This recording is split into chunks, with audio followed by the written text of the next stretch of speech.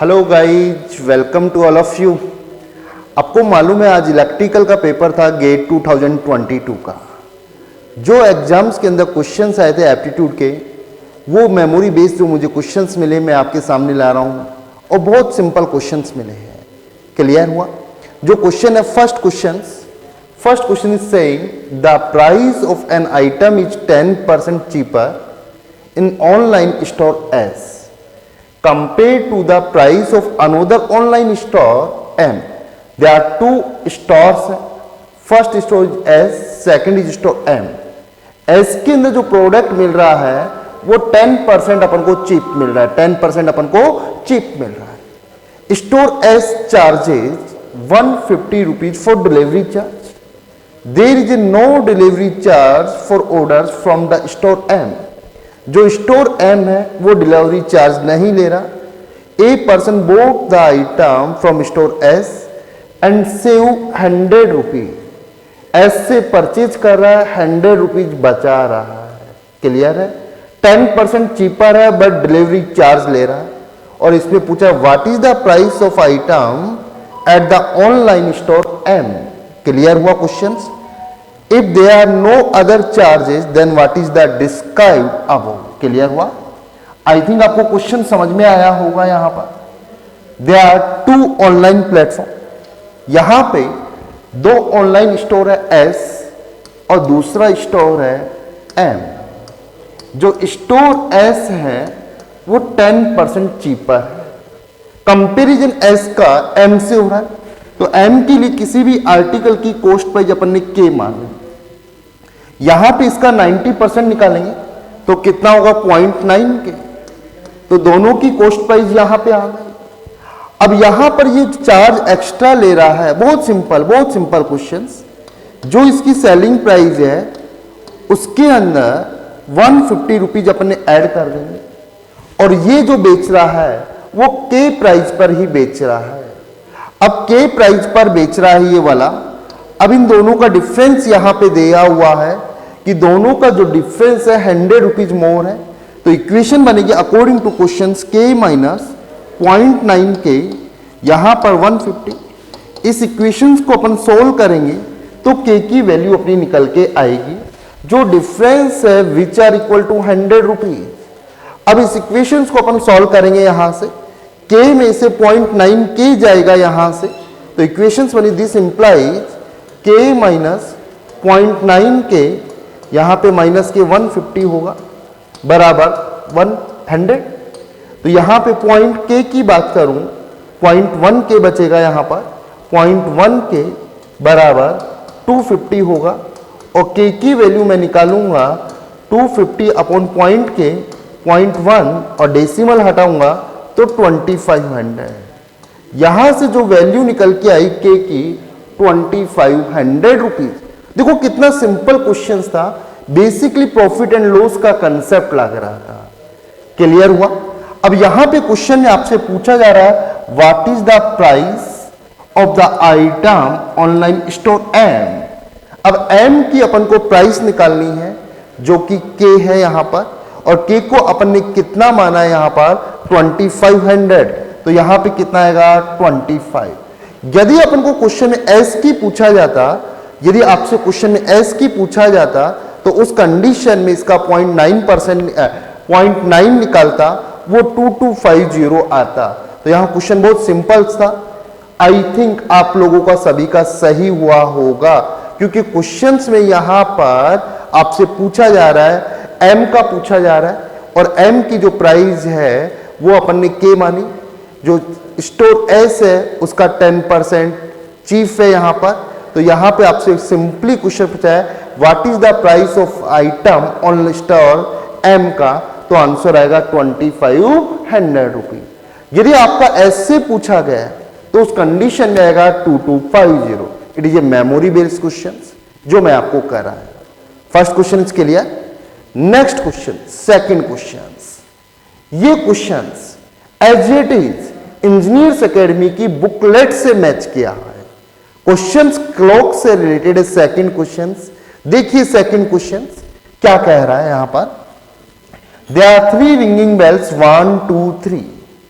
ये किसी interval 20 minutes interval, 30 minutes interval और 50 मिनट्स इंटरवल के बाद साइमल्टेनियसली रिंग करती है। यदि ये तीनों रिंग 12 बजे एक साथ की हों तो दोबारा कब करेंगी? क्वेश्चंस क्लियर हुआ? यदि इस क्वेश्चंस की मैं बात करूं, यहां पर इस क्वेश्चंस की मैं बात करूं तो क्वेश्चंस क्या कह रहा है यहां पर? देखिए यहां पर क्वेश्चंस की बात करें तो कंसेप्ट आपको मालूम चल गया होगा कि कंसेप्ट में क्या कहा जा रहा है। यहां पर 3 रिंगिंग बेल से 12 बजे, रिंगिंग बेल 1 मान ली, यहां पे फर्स्ट रिंगिंग बेल मान ली, फर्स्ट, सेकंड और थर्ड। यदि ये अपना 20 मिनट्स के इंटरवल की बात करें, यहां पर 30 मिनट्स के इंटरवल की बात करें और 50 मिनट्स के इंटरवल की बात करें, अब ये 20 मिनट्स के इंटरवल पर तीनों रिंगिंग 12 o'clock पर एक साथ रिंग की हैं, तो दोबारा एक साथ कब करेंगी? आपको मैंने क्लास में खूब बताया है कि इस टाइप के क्वेश्चन में एलसीएम लिया जाता है, क्योंकि लिस्ट कॉमन मल्टीपल्स निकालना है और एलसीएम 20 का, 30 का और 50 का अपन को एलसीएम निकालना है, least common multiple which will equal to 300 आएगा और यहां पे यूनिट्स मिनट्स है और मिनट्स को अपन हावर्स में कन्वर्ट करेंगे तो 300/60 आफ्टर 5 हावर्स तीनों रिंग दोबारा एक साथ रिंग करेंगी। तो यहां पे आंसर आएगा 12 PM + 5। तो आंसर यहां पर आंसर क्या आएगा? यहां पर 5 PM। बहुत सिंपल क्वेश्चन था, लास्ट ईयर भी इस कंसेप्ट का क्वेश्चन था और क्लास के अंदर भी मैंने कराया था और अपनी इंजीनियर्स एकेडमी की बुकलेट के अंदर डिट्टो क्वेश्चंस है, डिट्टो।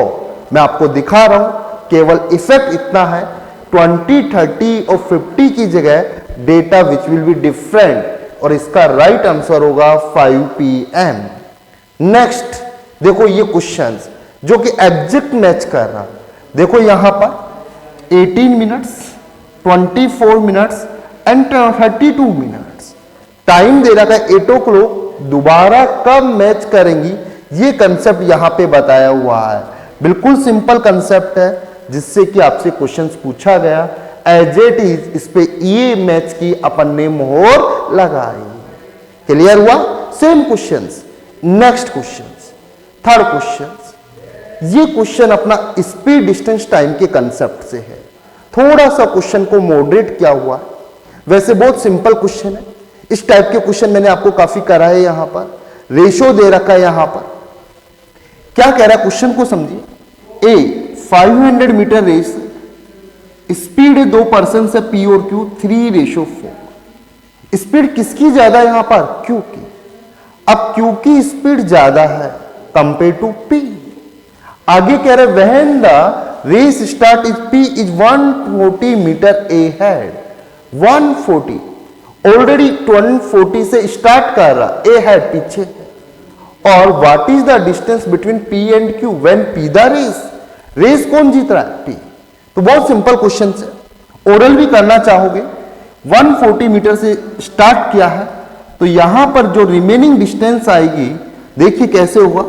ये अपनी टोटल डिस्टेंस है, टोटल डिस्टेंस है अपना 500 मीटर्स, 500 मीटर्स। यहां पर P स्टार्ट कर रहा है आपको, P यहां पर आपको स्टार्ट कर रहा है 140 मीटर्स। क्लियर हुआ? यहां पर Q है, यहां पर P है। P ऑलरेडी 140 है तो रिमेनिंग डिस्टेंस कितना हुआ? 360। और रेस को कौन जीत रहा है यहां पर? रेस को कौन जीत रहा है यहां पर? P। तो P यहां पर पहुंच रहा है। क्लियर? अब P पहले पहुंच रहा है तो Q इसके पीछे होगा, क्योंकि रेस कौन जीत रहा है बेटा? P जीत रहा है। अब P के लिए जो रिमेनिंग डिस्टेंस है वो कितना डिस्टेंस है बेटा? 360 मीटर्स, 360 मीटर्स। जितना टाइम P चला उतना ही टाइम Q चला, तो पहले P का अपन को टाइम निकालना है। टाइम निकालना है, किसका निकालना है बेटा? P का। कितनी डिस्टेंस कवर करने में? 360 मीटर डिस्टेंस कवर करने में। तो P टाइम बराबर distance upon speed, distance upon speed. तो यहां डिस्टेंस अपॉन स्पीड के कंसेप्ट से यूज करेंगे तो 360 मीटर, और स्पीड यहां पे यूनिट्स की बात करें तो 3 यूनिट्स आया, जो भी मान सकते हैं। तो यहां पे जो भी टाइम लगा 120 यूनिट टाइम, 120 यूनिट टाइम। अब ये यूनिट कुछ भी हो सकती है क्योंकि स्पीड रेशियो आपको दे रखा है। तो यहां क्यू भी 120 मिनट चला, तो यहां डिस्टेंस ऑफ क्यू निकालेंगे अपन, डिस्टेंस ऑफ क्यू निकालेंगे तो डिस्टेंस बराबर स्पीड इंटू टाइम। स्पीड कितनी है 4, टाइम कितना है 120, तो कितना मीटर है 480 मीटर। जब P यहां पर डेस्टिनेशन पे पहुंचेगा तो Q ने कितना डिस्टेंस कवर करेगा 480 मीटर। तो Q यहां से 480 मीटर चला, 480 मीटर, और यहां पहुंच गया। तो ये वाला डिस्टेंस, ये P फर्स्ट पोजीशन, सेकंड, ये 480, टोटल 500, तो दोनों के बीच का डिस्टेंस कितना आएगा बेटा 20 मीटर, 20 मीटर। तो इसका सही आंसर क्या होगा बी, जो कि मैंने आपको कंसेप्ट बताया था स्पीड डिस्टेंस टाइम के अंदर, रेस वाले कंसेप्ट के अंदर। तो इसका राइट आंसर होगा बी, बी, बी।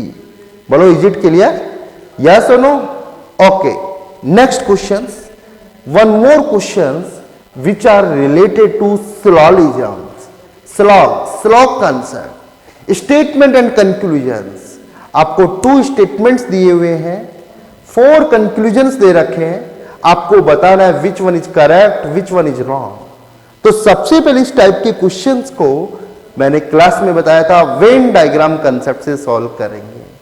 तो आई थिंक पेपर को देखकर दिल खुश हो गया होगा, काफी इजी क्वेश्चंस थे। जो भी क्वेश्चंस मिले हैं बहुत सिंपल क्वेश्चंस मिले थे। क्लियर हुआ? यहां पे सबसे पहले वेन डायग्राम बनाएंगे इनका।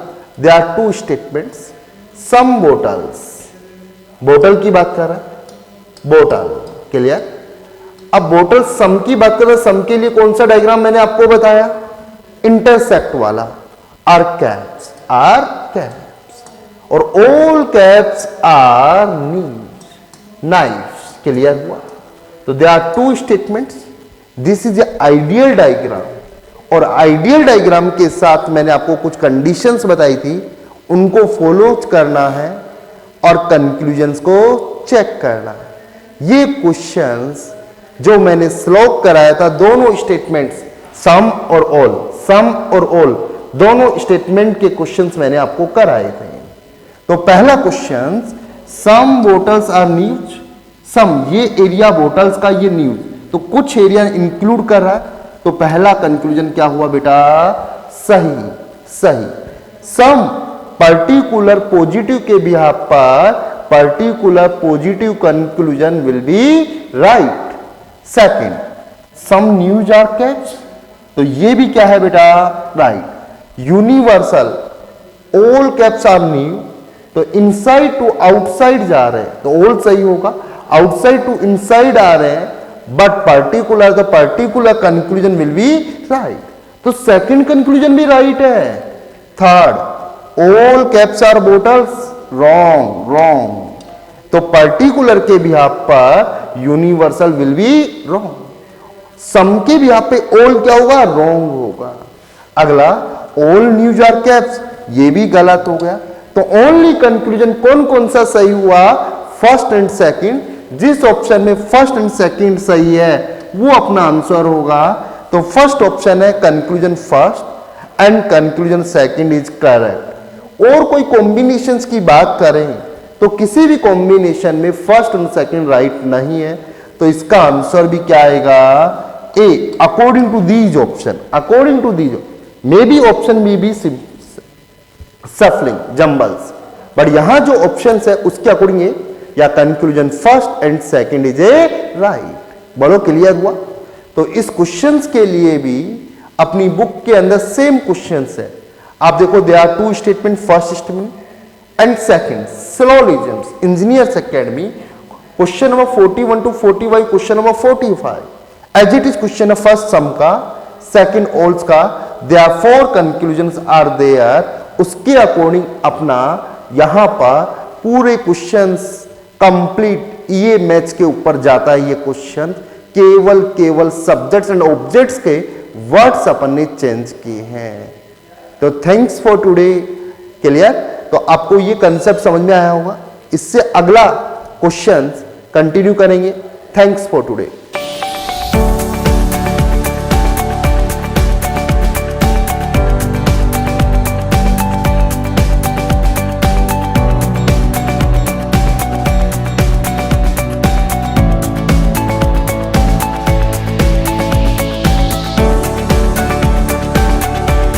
Good morning guys. तो आप लोगों ने अच्छा किया होगा, मुझे पूरी उम्मीद है। गेट इलेक्ट्रिकल का जो एग्ज़ाम दिया है आपने, हाँ है ना, जिसमें क्वेश्चन तो टिपिकल नहीं आए, अप टू मार्क आए नहीं। तो इंजीनियर्स एकेडमी में काफ़ी क्वेश्चन मैच भी कर गए और वो क्वेश्चन भी आ गए जो क्लास में कराए थे। तो उनमें से देखो, मैं उन क्वेश्चंस का सलूशन बताने जा रहा हूं आपको। तो ये क्वेश्चन है,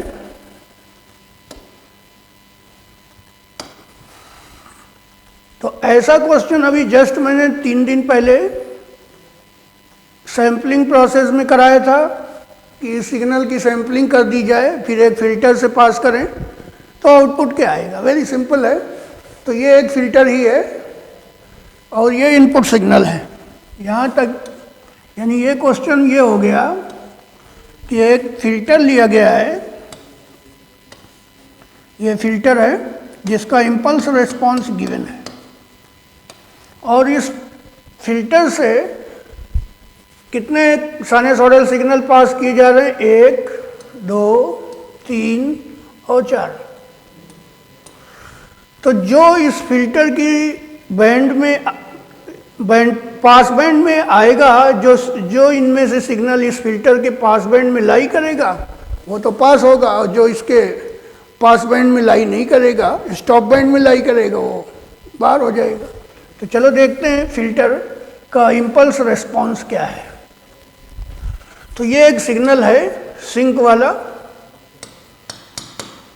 sign 10 pi t divided by pi t, 2 से मल्टीप्लाई भी किया गया है।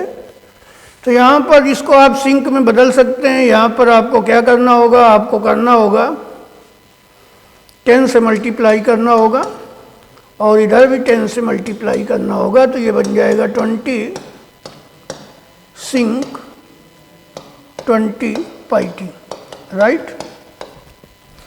और 20 सिंक 20 पाई t का जो ग्राफ आएगा उसमें कोसाइन से मल्टीप्लाई भी है। तो इसको हम लोग लिख सकते हैं 10 सिंक 20 पाई t, sorry 10 pi t, 10 pi t, ये 10 होगा, पाई नहीं होगा।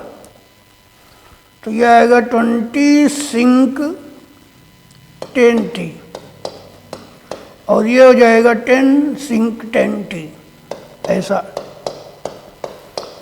तो जो सिंक फंक्शन हुआ 10 सिंक 10t, ये इसका जो ग्राफ आएगा, इसका ग्राफ वो कुछ ऐसा आ जाएगा। विड्थ है 5 हो जाएगी, एम्पलीट्यूड 1 हो जाएगा, यानी इसका स्पेक्ट्रम ये आ जाएगा। अब उसमें 2 cos इतने से मल्टीप्लाई किया गया है और इसकी फ्रीक्वेंसी है, इसको कैरियर फ्रीक्वेंसी मान लें, इसकी फ्रीक्वेंसी है 20। तो यानी कि ये जो है एक बार राइट शिफ्ट कर देगा, एक बार सिग्नल को लेफ्ट शिफ्ट कर देगा। तो इसका इम्पल्स रिस्पॉन्स आ जाएगा, राइट शिफ्ट करेंगे, कितना राइट शिफ्ट करेंगे, 20 राइट शिफ्ट हो जाएगा। तो यानी कि 15 से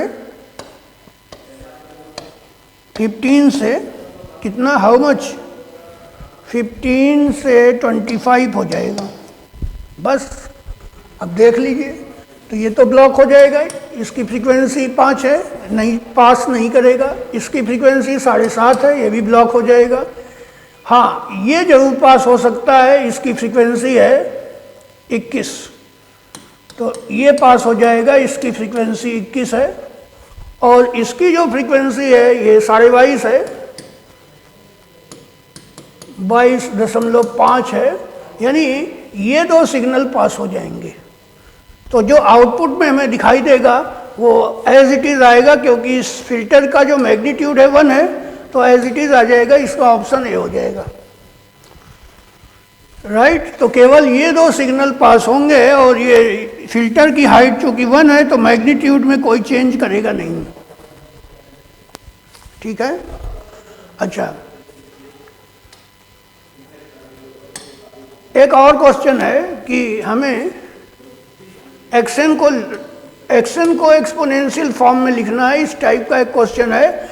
तो अभी मैंने डिस्क्रीट फोरियर सीरीज जस्ट पढ़ाया है और डिस्क्रीट फोरियर सीरीज में ऐसा एक क्वेश्चन मैंने क्लास में आपको कराया था। तो ठीक उसी तरह से है यहाँ पर।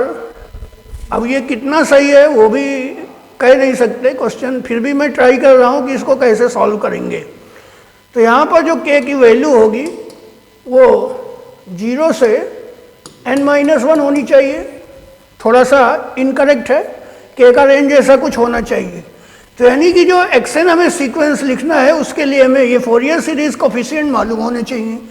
अब यहाँ पर पीरियोडिक सिग्नल है, यहाँ पर इसका जो पीरियड है n, वो n की वैल्यू शायद 3 है, ऐसा कुछ दिया था। हाँ, ये n की वैल्यू 3 गिवन है। तो बस अब इस सिग्नल को आप अपने स्टाइल में लिख लीजिए। तो xn बन जाएगा summation of k equal to 0 से 2 ak e raise to the power j 2 pi by capital N, यानी कि 3 हो जाएगा और n हो जाएगा। तो n की, और यहाँ पर 2 पाई k भी रहेगा।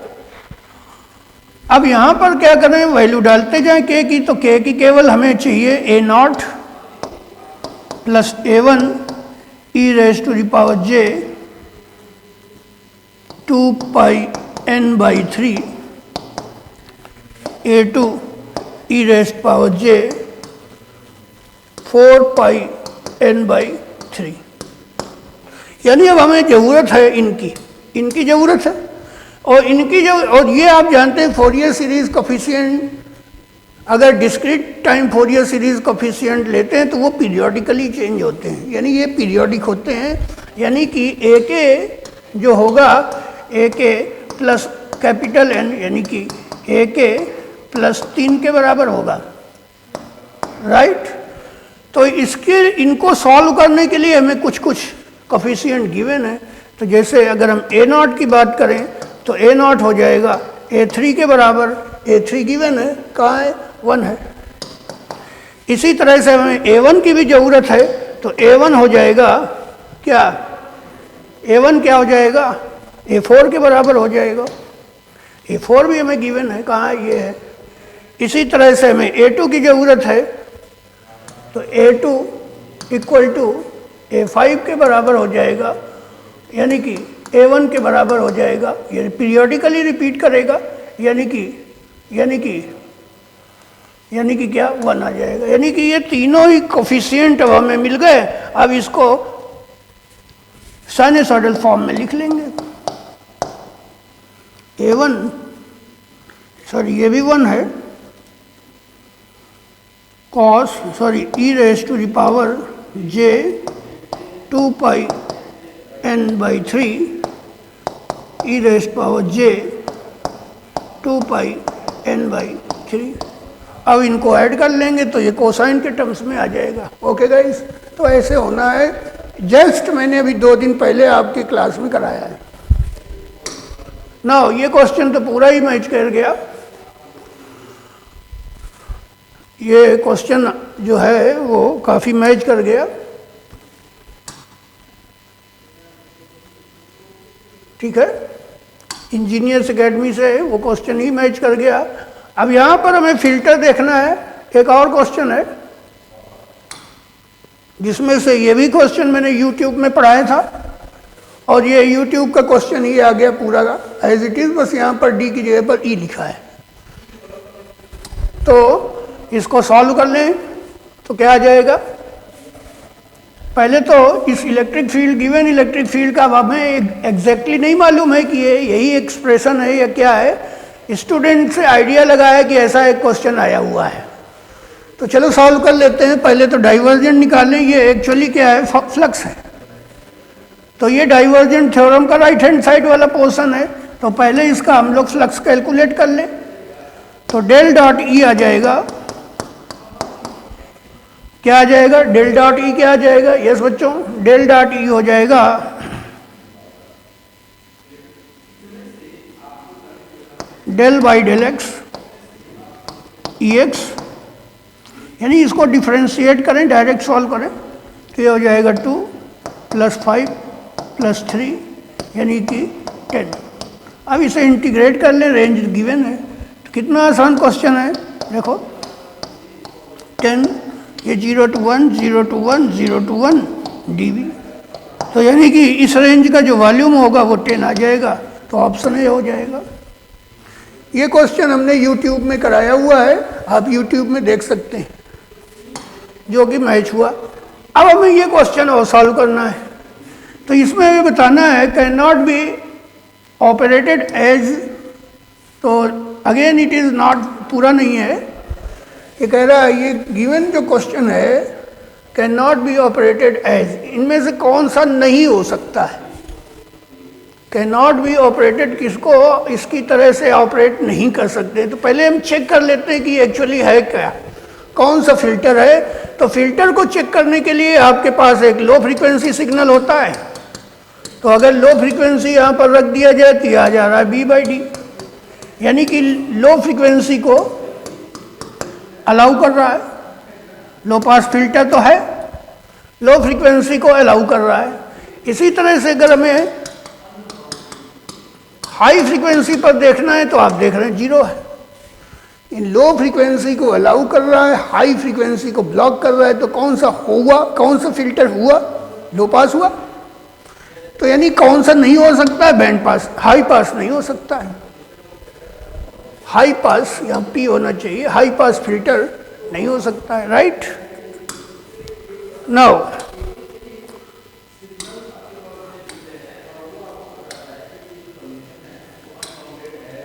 ये तो मैच ही कर गया।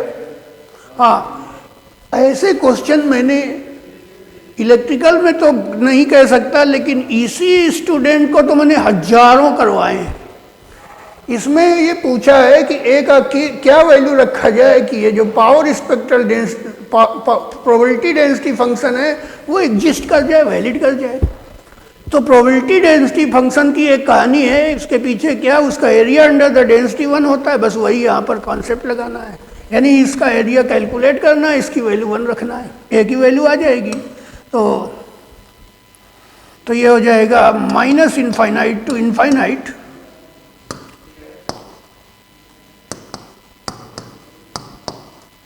इसकी वैल्यू 1 देना है। इसको ऐसे भी लिख सकते हैं,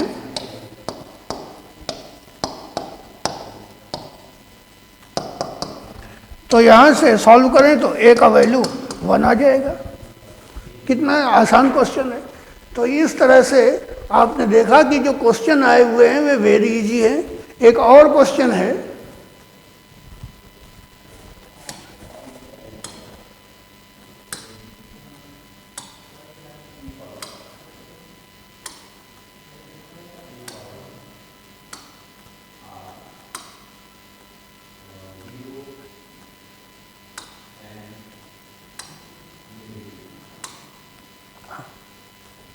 हाँ ये क्वेश्चन है, एक LTI सिस्टम गिवन है जिसमें इनपुट ये है, व्हाट इज द आउटपुट पूछा है।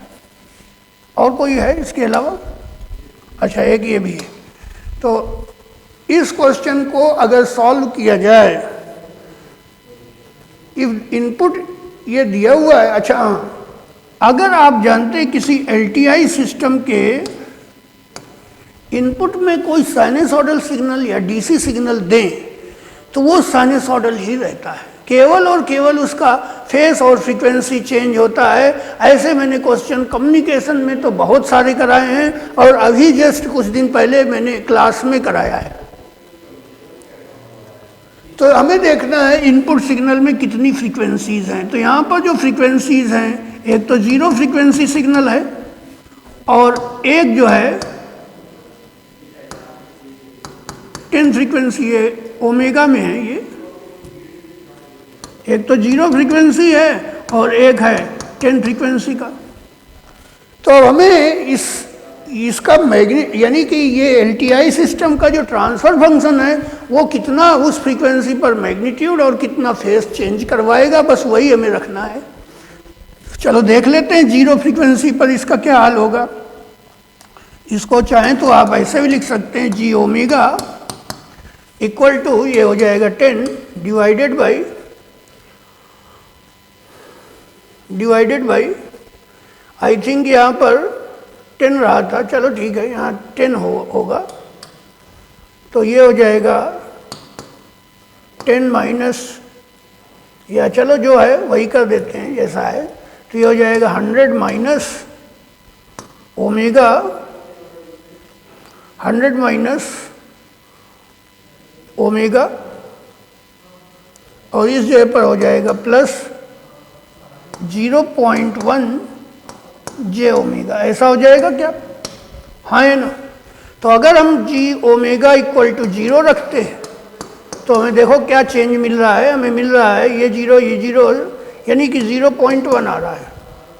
अब मुझे एग्जैक्टली नहीं मालूम है कि ये क्वेश्चन सही है या कैसा है, लेकिन मैं इसे ट्राई कर रहा हूँ। यानी और इसका फेस कितना है? 0 है। यानी कि जो ये वाला सिग्नल है उसका केवल एम्पलीट्यूड चेंज होगा, 0.1 होगा और फेस में कोई चेंज नहीं होगा। तो इस तरह से यानी कि जो पहला सिग्नल है y1 जो आ जाएगा, इस सिग्नल की वजह से y1t जो आएगा वो आ जाएगा कितना? इसका मैग्नीट्यूड 1 है तो मैग्नीट्यूड हो जाएगा 0.1 और फेस में कोई चेंज नहीं होगा। एक y2 और मिलेगा। y2 के लिए हमें इसका मैग्नीट्यूड और इसका फेस हमें जानना होगा। तो जी ओमेगा का मैग्नीट्यूड हो जाएगा 10 upon under root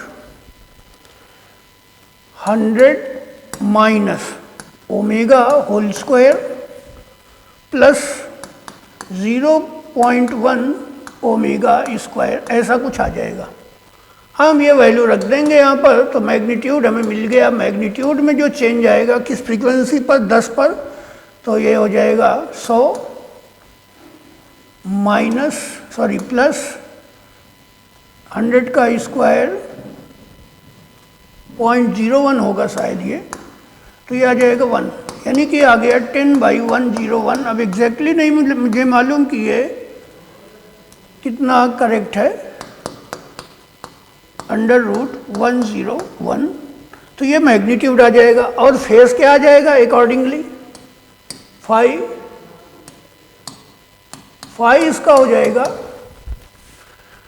-10 inverse imaginary part यानी 0.1 omega divided by 100 minus omega. ये फेस हो जाएगा। ओमेगा की जो वैल्यू डालेंगे तो ये आ जाएगा -10 इनवर्स 1 अपॉन ये 90 हो जाएगा क्या? यानी 1/90 ऐसा कुछ आ रहा है ये अकॉर्डिंग टू क्वेश्चन। तो जो y2 आएगा उसका एम्पलीट्यूड में चेंज कितना दिखाई दे रहा है? 0.1 into 10 divided by under root 101। और फेस में जो चेंज आएगा यानी कि साइन तो रहेगा, फ्रीक्वेंसी चेंज नहीं होती। फ्रीक्वेंसी में कोई चेंज नहीं होगा, केवल फेस चेंज आ जाएगा और वो हो जाएगा 5 की वैल्यू गिवन है। तो इस टाइप का जो आउटपुट जो होगा हमारा,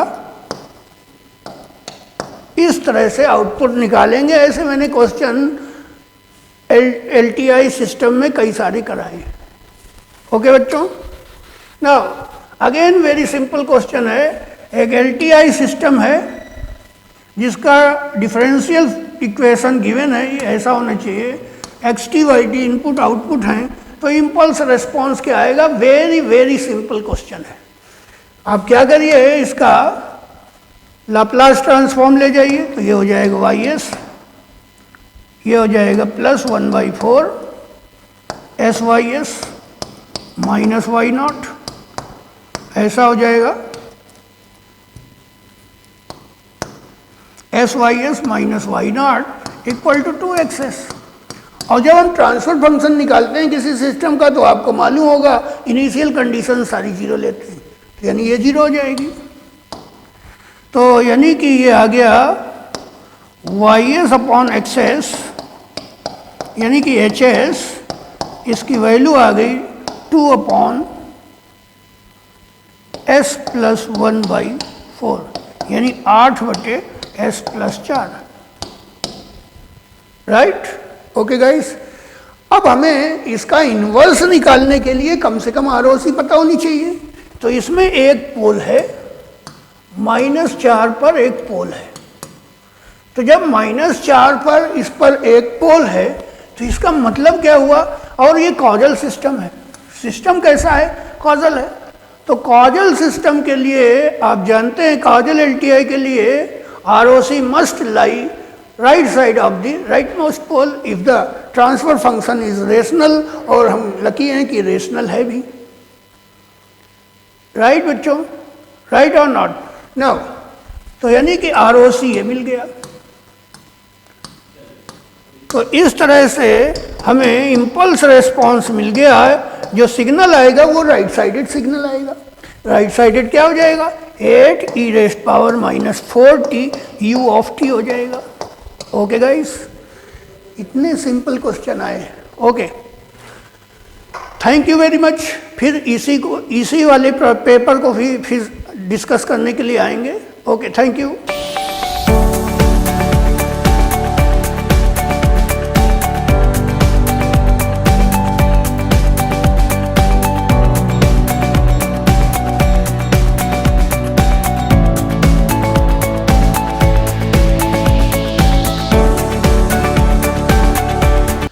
Hello everyone, so today we will discuss about the GATE 2022 control system and power system questions. तो guys power system and control system के आप लोगों ने गेट 2022 के इलेक्ट्रिकल इंजीनियरिंग सब्जेक्ट्स में जो क्वेश्चंस आए हैं गाइज, आप लोगों के मेमोरी बेस्ड क्वेश्चंस हम लोग यहाँ पर सॉल्यूशन करवाएंगे गाइज, और ये चेक करवाया जाएगा कि आपको जो क्लास में पढ़ाया गया उन क्लास में पढ़ाए हुए नोट से कितने क्वेश्चन एग्जैक्टली मैच किए हैं या कंसेप्ट कितना % मैच किया है, उन सब चीजों पे गाइज हम लोग डिस्कशन करेंगे। तो गाइज सबसे पहले हम लोग पावर सिस्टम के कुछ क्वेश्चन सॉल्व करेंगे जो मेमोरी बेस्ड, जो स्टूडेंट से फीडबैक आया अकॉर्डिंग टू दैट, ठीक है, कि कौन कौन से क्वेश्चंस उनको याद रहे हैं, ठीक है। तो गाइज ये हमारा पहला question guys, and the first question says about what? The first question says about the 1 minute guys, here it is, yes, the most commonly relay used for the protection against loss of excitation in synchronous generator। guys synchronous generator में अगर excitation का loss हो जाए तो in that case guys आप लोगों का कौन सा रिले आप लोग इस particular loss of excitation protection को डिटेक्ट करने के लिए आप लोग यूज करेंगे। तो गाइज इसके लिए हमारे पास ध्यान रखें गाइज, ऑफसेट मोह रिले हम लोग यूज करते हैं गाइज। कौन सी रिले गाइज? ऑफसेट मोह रिले। गाइज इसका पूरा का पूरा प्रिंसिपल गाइज आप लोगों को क्लास में समझा रखा है। तो गाइज क्लास के नोट्स में या आप लोगों ने यूट्यूब पे कई सारे सेशन लिए होंगे, मैंने आप लोगों को प्रोटेक्शन में ये पढ़ाया हुआ है कि इसके लिए मोह रिले यूज करते हो guys. This is the solution of particular question जो गाइज आप लोगों को क्लास में सॉल्व करवाया गया है। Protection against loss of excitation के नाम से गाइज आप लोगों को टॉपिक पढ़ाया हुआ है क्लास में। जनरेटर प्रोटेक्शन में 3 टॉपिक पढ़ाए जाते हैं गाइज, डिफरेंशियल प्रोटेक्शन के अलावा inter turn fault protection, protection against loss of excitation, and the third one is guys protection against highly unbalanced condition. Clear है गाइज? तो गाइज ये हमारे पास एग्जैक्टली मैच कर रहा है guys, this is our EA match. Guys protection against loss of excitation में हम लोग मोह रिले यूज करते हैं। मोह रिले कैसे फॉल्ट डिटेक्ट करती है? तो गाइज इसका ओवरऑल सॉल्यूशन की बात करें अगर गाइज, तो हमारे पास पर्टिकुलरली सपोज ये हमारा एक सिंक्रोनस जनरेटर है गाइज, यहां हम लोग गाइज एक मोह रिले कनेक्ट करके रखते हैं। कौन सी रिले गाइज? मोह रिले। Here it is. और गाइज सिंक्रोनस जनरेटर से गाइज हमारे पास कौन कनेक्ट है, तो गाइज हमारी इनफाइनाइट बस कनेक्ट है। हियर इट इज इनफाइनाइट बस, जिसका वोल्टेज अगर बात करें तो guys suppose this is V angle 0 degree और यहां से हमारी एक आर्मेचर करंट ड्रॉ हो रही है। यहां पर अगर बात करें गाइज तो मोह रिले जो है गाइज वो आप लोगों का इंपीडेंस चेक करेगी, Z is equal to V/I। V is angle 0 degree and what about the I। तो गाइज आप लोगों को ध्यान रहे सिंक्रोनस जनरेटर गाइज हम लोग over excited synchronous generator guys हम लोग स्टडी करते हैं by default. What this is over excited, why it is sir over excited, because over excited में गाइज आप लोगों का जो पावर फैक्टर होता है गाइज वो हमारा power factor guys lagging power factor होता है। कौन सा power factor, lagging power factor. Lagging power factor इसलिए क्योंकि गाइज सिंक्रोनस जनरेटर कभी भी खुद का पावर फैक्टर कभी भी नहीं बताता गाइज, वो अपने से कनेक्टेड लोड का पावर फैक्टर बताता है। And you already knows that most of the loads are inductive load और इंडक्टिव लोड का पावर फैक्टर लैगिंग होता है। इसका मतलब synchronous generator guys over excited में ये कह रहा है कि मुझसे कनेक्टेड लोड जो है वो इस वक्त इंडक्टिव लोड है। गाइज लैगिंग पावर फैक्टर का मतलब है कि हमारे करंट यानी कि आर्मेचर करंट का एंगल जो होगा गाइज वो आप लोगों का लैगिंग का मतलब गाइज माइनस थीटा होगा। लैगिंग करंट का मतलब माइनस थीटा गाइज V/I को आप मोड ऑफ Z कह सकते हो, माइनस थीटा ऊपर जाएगा तो guys plus theta. Guys plus theta हमारे फर्स्ट क्वाड्रेंट का एंगल होता है, इस वजह से गाइज Z को जब खोलेंगे तो रेजिस्टेंस और रिएक्टेंस में गाइज आप लोगों का रेजिस्टेंस भी पॉजिटिव होगा। फर्स्ट क्वाड्रेंट में आपका इमेजिनरी पार्ट यानी रिएक्टेंस भी गाइज पॉजिटिव होगा और पॉजिटिव रिएक्टेंस गाइज इंडक्टर का होता है, इसलिए गाइज हम लोग इसे एक्सेल कहेंगे। दैट मींस गाइज बताइए इस वक्त ये कौन सा लोड डिटेक्ट कर रहा है गाइज, इंडक्टिव लोड। तो गाइज बताइए इस वक्त आपकी मोह रिले आपका इंडक्टिव लोड डिटेक्ट कर रही है। और गाइज ध्यान रखना इस पर्टिकुलर लोड के रेस्पेक्ट में या इस पर्टिकुलर प्लस थीटा डायरेक्शन में गाइज हम लोग रिले को यहां ट्रिप नहीं करवाते हैं। It means relay will not trip here, but when the excitation will loss guys synchronous generator में गाइज हमारा फील्ड एक्साइटेशन प्रोवाइड करवाया जाता है, that is E proportional to IF। अगर गाइज ये हमारा जीरो हो जाता है, if this is field excitation is zero, then guys ध्यान रखना synchronous generator field excitation zero होते ही हमारा डैम्पर वाइंडिंग एक्शन में आता है। और डैम्पर वाइंडिंग गाइज जो अभी तक लैगिंग पावर फैक्टर यानी इंडक्टिव लोड को हमारे मैग्नेटाइजिंग करंट या रिएक्टिव पावर का सप्लाई कर रहा था, गाइज ध्यान रखना डैम्पर वाइंडिंग आते ही इंडक्टिव लोड को ये कहता है कि भाई साहब जितना भी रिएक्टिव पावर दिया था वापस करो, यानी रिएक्टिव पावर इससे मांगने लगता है लोड से। गाइस ध्यान रखना जब ये रिएक्टिव पावर मांगने लगेगा तो ऐसा कोई लोड जो रिएक्टिव पावर डिलीवर करे गाइस वो कैपेसिटिव लोड होगा, और उस केस में गाइस आपका पावर फैक्टर लैगिंग से लीडिंग हो जाएगा और आपका सिंक्रोनस जनरेटर इंडक्शन जनरेटर की तरह बिहेव करता है। तो गाइस आपको एक क्लास में पढ़ाया हुआ है कि सिंक्रोनस जनरेटर गाइस आपका इंडक्शन जनरेटर बन जाता है और आपका इस वक्त जो मोह रिले है गाइस वो आपका इंडक्टिव नहीं कैपेसिटिव लोड डिटेक्ट करती है। गाइस क्लियर है? कौन सा लोड गाइस? Capacitive load. तो गाइस इस वक्त जब आप लोग मोह रिले का इंपीडेंस निकालते हैं तो दिस इज V/I, जिसमें आपका करंट गाइस ध्यान रखना इस बार लीडिंग होगा, लीडिंग का मतलब plus theta, and this is mode of Z and this is minus theta. Guys minus theta का मतलब फोर्थ क्वाड्रेंट जिसमें रियल पार्ट पॉजिटिव और इमेजिनरी पार्ट नेगेटिव हो जाएगा, तो गाइस यहाँ कैपेसिटिव रिएक्टेंस होगा। तो गाइस ध्यान रखना इंडक्टिव लोड के रेस्पेक्ट में तो हमारा इंडक्टिव नेचर के रेस्पेक्ट में तो रिले ट्रिप नहीं करेगा, बट कैपेसिटिव के रेस्पेक्ट में guys relay will operate, and this is due to this is the concept of the mho relay. तो गाइस ओवरऑल मोह रिले का कांसेप्ट हम लोग लॉस ऑफ एक्साइटेशन में यूज करते हैं। ओवरऑल पूरा क्वेश्चन गाइस ये आप लोगों को एज इट इज पढ़ाया हुआ है आप लोगों का क्लास में, तो मेरे ख्याल से गाइस क्लियर होगा। And this is about the EA match guys, engineers academy match. Guys पूरा का पूरा क्वेश्चन जो था गाइस आप लोगों का एज इट इज आप लोगों के कॉपी के नोट्स में से उठाया गया क्वेश्चन है गाइस, ठीक है।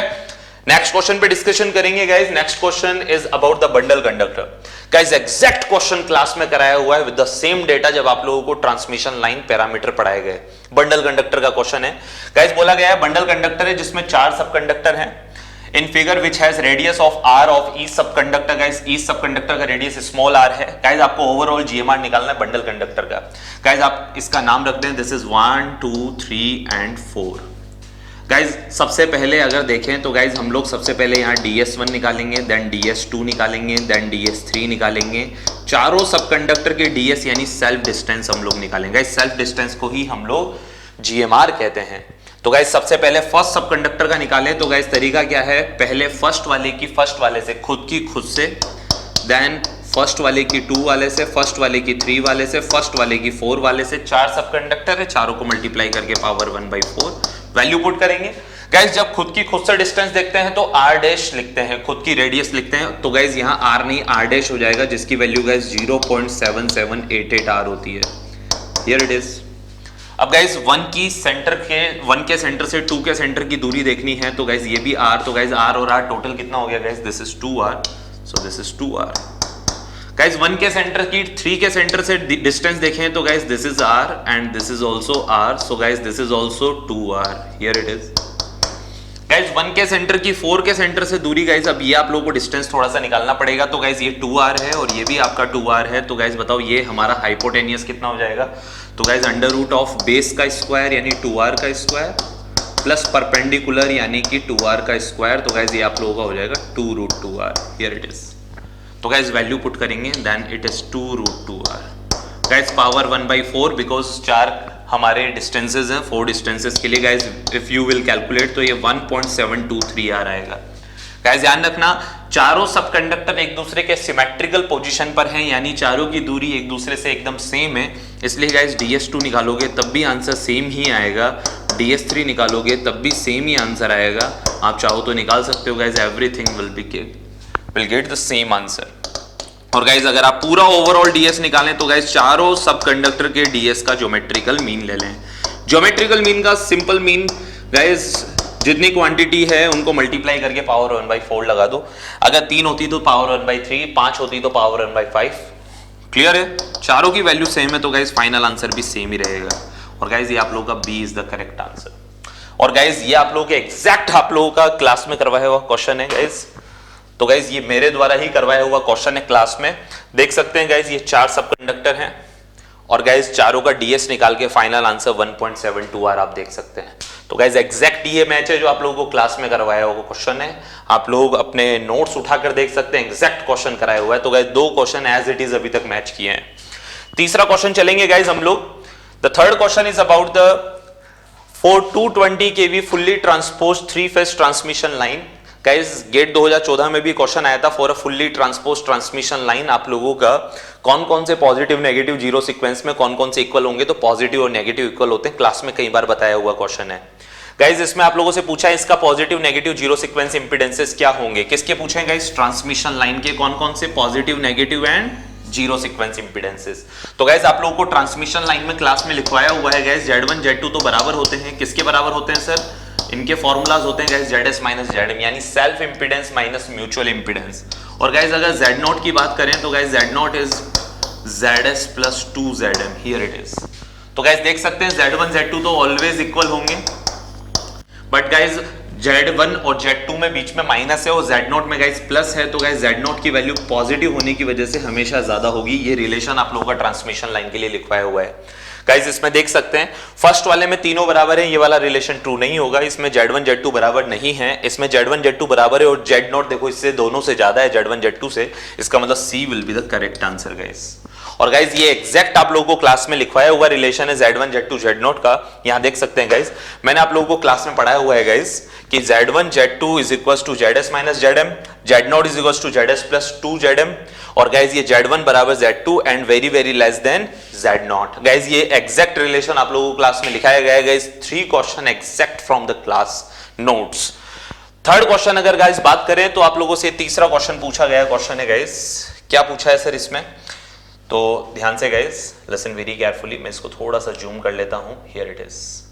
गाइज आप इस क्वेश्चन को चाहें तो कहीं से भी जैसे भी आप इसको कहें, आप चाहो तो इसे मेजरमेंट का क्वेश्चन कह सकते हैं क्योंकि अमीटर की रीडिंग पूछी है, आप चाहो तो इसे नेटवर्क का क्वेश्चन भी कह सकते हैं, 3-phase सर्किट का सिंपल क्वेश्चन है, या आप इसे पावर सिस्टम में भी कंसीडर कर सकते हैं, जहां से भी आपको सॉल्यूशन मिले।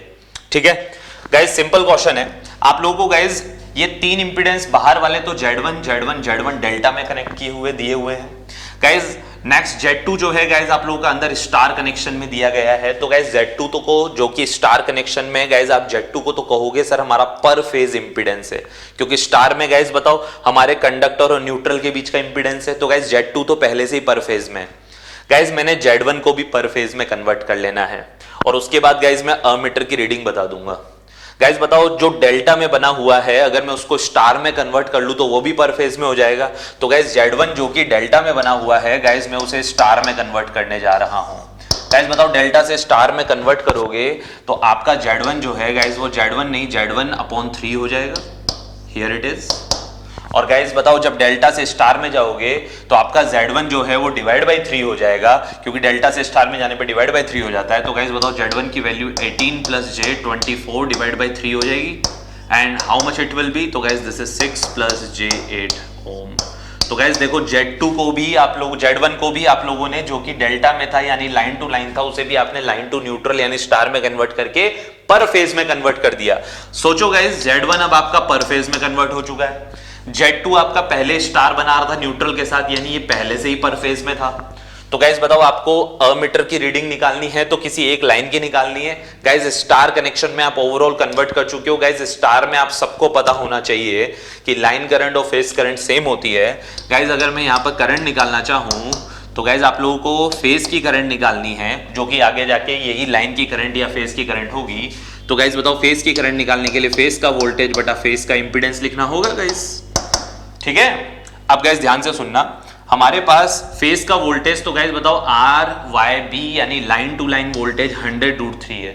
तो गाइज स्टार कनेक्शन में फेज का फॉर्मूला होता है लाइन डिवाइड बाई √3।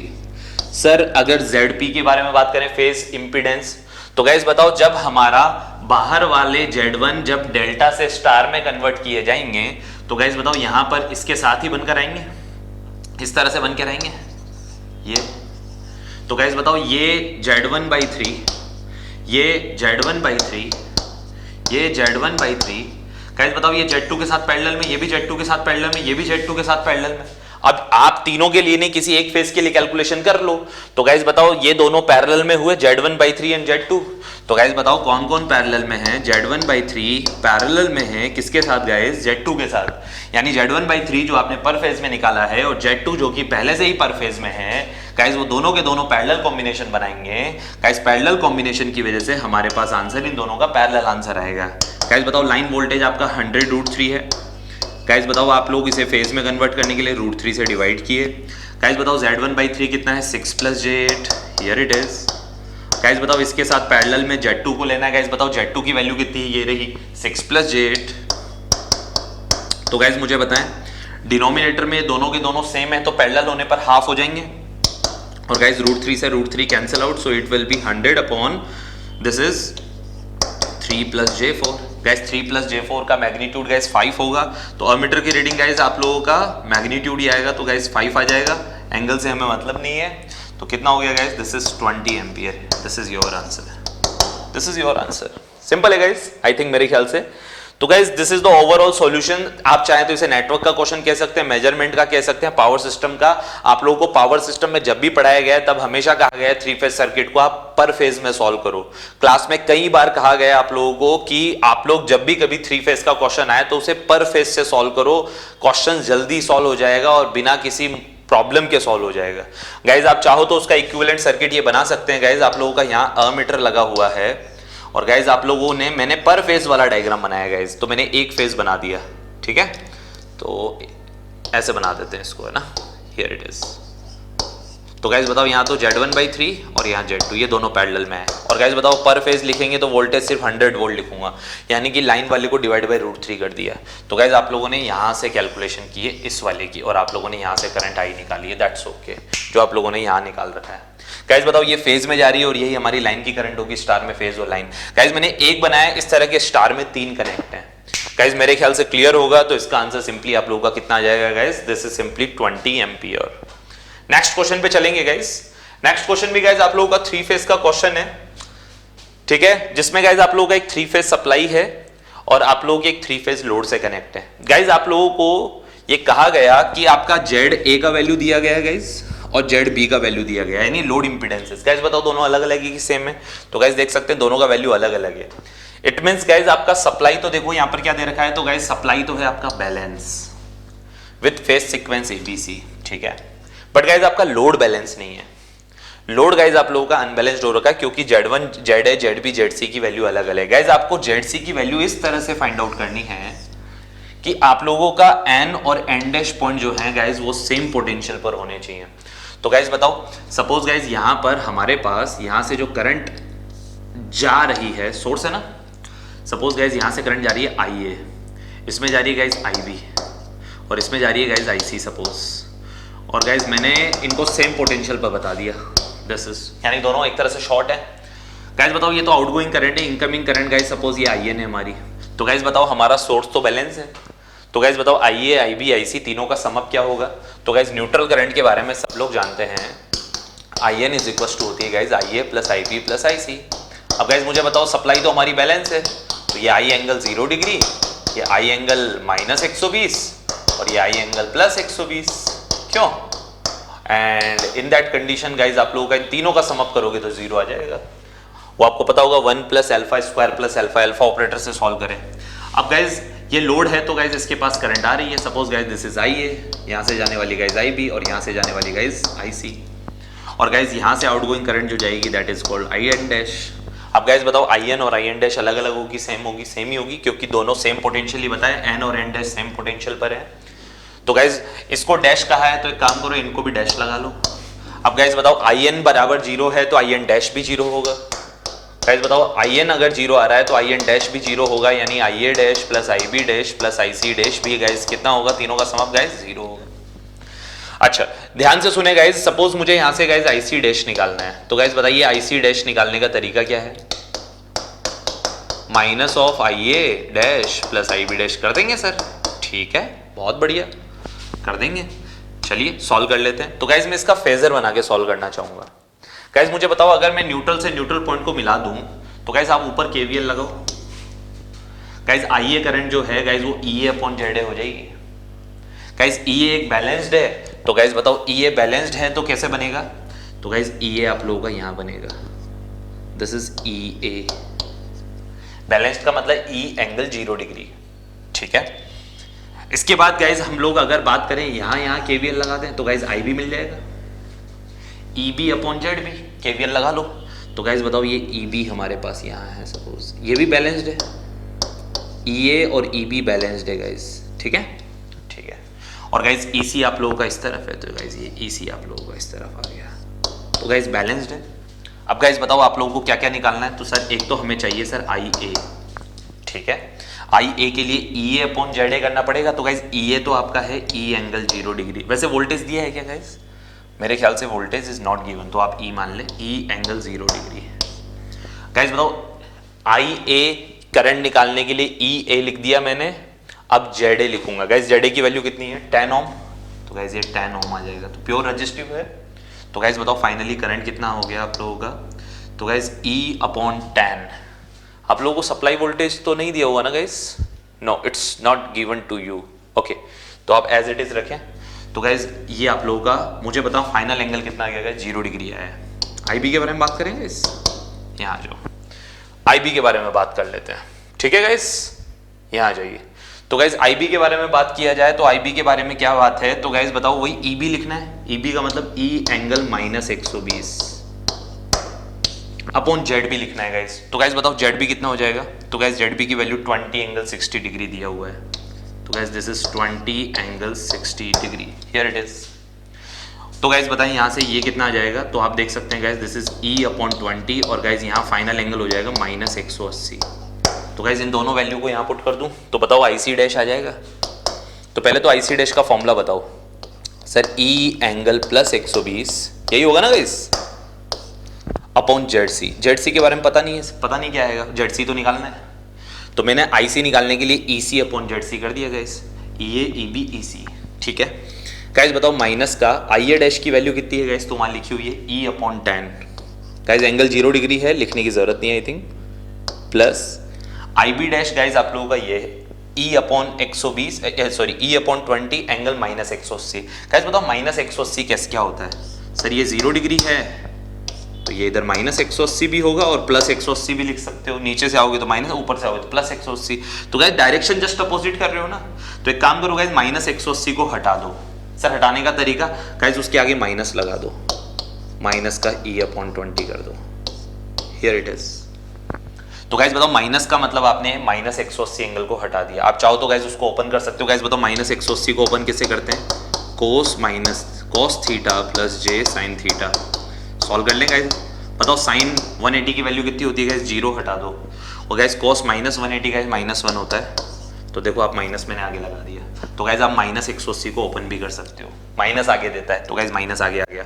अब गाइज बताओ यहाँ पर हमारे पास ऊपर से ई कैंसिल आउट हो जाएगा, हियर इट इज।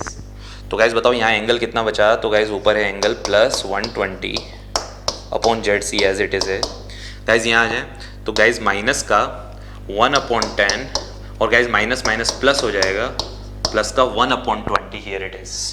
ठीक है गाइज, अब इसमें से इसको माइनस कर देंगे गाइज, तो आप लोग इसे सॉल्व कर सकते हैं। तो यहाँ से ZC गाइज आप लोगों को निकालना है, पहले मैंने यहाँ से इसे सॉल्व कर देना है guys, here it is and how much it is. आप चाहो तो फेजर से भी सॉल्व कर सकते हैं गाइज, अदरवाइज यहीं से सॉल्व कर लो। तो guys 20 LCM, so it is -2 and +1, so it is -1/20 guys. Simply ZC ऊपर जाएगा, इसको नीचे ले आए गाइज, तो ZC इज इक्वल टू कितना हो गया गाइज, तो ZC ऊपर गया, ये इधर गया, तो गाइज ये 20 और माइनस का आएगा गाइज ना, माइनस का 20 + 120।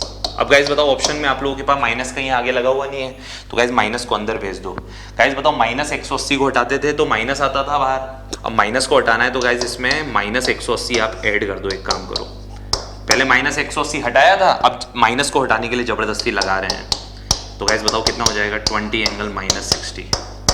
तो गाइज ये आप लोगों का 20 एंगल -60 यानी कि B will be the correct answer, sorry D for Delhi. तो गाइज ये कैलकुलेशन है आप लोगों की, नथिंग एल्स। आप चाहो तो इसे फेजर से भी सॉल्व कर सकते हो गाइज, सिंपल क्वेश्चन है 3 फेज सर्किट का, नथिंग एल्स। मेरे ख्याल से क्लियर होगा guys. So this is the solution for the second 3 phase circuit question. तो 2 क्वेश्चन आए थे गाइज 3 फेज से, एक हमारे पास ये वाला आया था, मीटर की रीडिंग पूछा था, और एक ये वाला क्वेश्चन आया था। सेम पोटेंशियल पर बनाकर आप लोगों को कैलकुलेशन से निकालना, तो दैट्स ओके। नेक्स्ट क्वेश्चन पे चलेंगे गाइज। नेक्स्ट क्वेश्चन गाइज आप लोगों का इकोनॉमिक लोड डिस्पेच से आया हुआ क्वेश्चन है गाइज, एग्जैक्ट क्वेश्चन क्लास में करवाया हुआ क्वेश्चन है गाइज, सिर्फ थोड़ा सा डेटा में डिफरेंस है गाइज। आप लोगों को कॉस्ट दे रखी है बट आपको इंक्रीमेंटल कॉस्ट चाहिए, क्योंकि आपको क्वेश्चन में guys incremental cost lambda is equal to value दी हुई है। तो गाइज इंक्रीमेंटल कॉस्ट निकालने का तरीका है कि गाइज आप लोग इसका डिफरेंशिएशन करते हैं। तो guys this is dC1/dP1 is equal to 0.008 P1 + 6 and the second one guys dC2/dP2 second incremental cost अगर आप निकालते हैं तो guys this is 0.006 P2 plus guys ये कांस्टेंट या जो भी वैल्यू आप लोगों को एग्जाम में दे रखा था, दैट्स ओके, कांस्टेंट लिख दिया है जैसा स्टूडेंट से फीडबैक मिला है।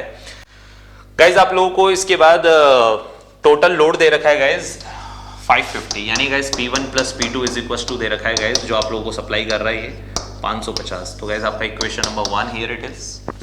अब गाइज आप लोगों को बताइए ये जो हमारा इसमें कोई लॉसेस वगैरह हैं क्या, नहीं है।